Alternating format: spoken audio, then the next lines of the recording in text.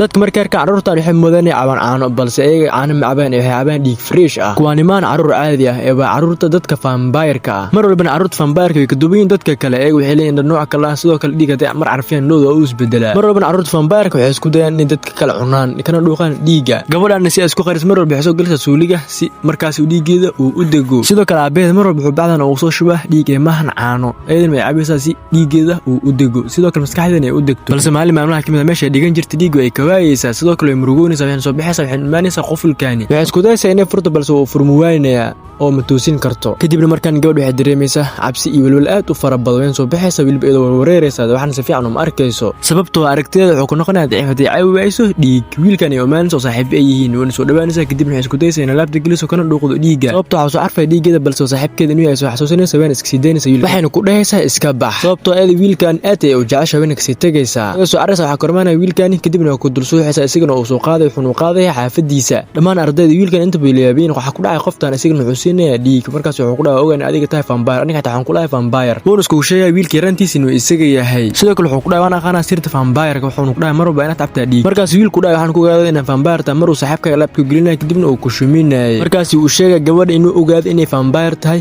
sidaasna uu mar walba ku dabageli jiray ayada sidoo kale vampire-ku inay neceb yihiin bini'aadamka wiilkii vampire-ka mid kale meeshan isku dagaalamay wiilba isku dagaalamay gabadha wiilkii qofka caadiga ah mar walba wuxuu ku dhahay gabadhaas waa inaad ka fogaataa midka kale sababtoo isagana aad ayuu u jecel yahay ayadan ma leeyaabeysa wuxuu ku sameeynaa ninkan saaxiibkeeda balse isaga gacan uma qaadayo uuna kasoo tagaya ayada markii ogaato inay kaxnaaqayso kasoo tagaysaa maalin arkaan wiilkan meeshan ku dhibaataysan kadibna isku dayayaan inay badbaadiyaan labadoodaba dib ay badbaadinayaan wiilka markaas waxaa go'aya xariga geedkii kor saaran uu soo dhicir markaas wiilka waxaa lugta ay xirmaya xarigaani kadibna isaga dhan wuxuu noqonayaa mid soo laalaadan markaas oo dan midkii vampire-ka ah ayada meesha siltaan waxay isku dayayaan inay isu badbaadiyaan wiilka ayadoo isbedel rabta isaga waxa ku dhahay isbedelin sidaad leeyahay adiga markaas kuma adeegaysa isagana wuxuu ku dhahay hadii aad samayso midaas ku ciqaabayaan soo carraysa si ay soo badbaadiso wiilka markaas wiilkii wuxuu adeegsanaya awoodiisa uu soo badbaadin dhulka soo dhigaya